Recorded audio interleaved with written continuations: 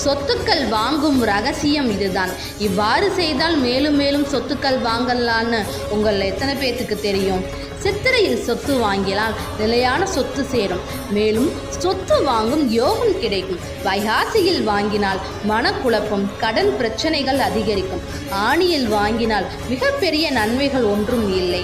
ஆடியில் வாங்கினால் பண விரயம் இருக்கும். ஆவணியில் வாங்கினால் எதிர்பாராத உதவிகள் கிடைக்கும். அது மட்டுமில்லாமல் லாபமாகவும் இருக்கும். புரட்டாசியில் வாங்கினால் எதிரிகள் பிரச்சனைகள் செய்யக்கூடும். ஐப்பசியில் வாங்கினால் பல நன்மைகள் நடக்கும்.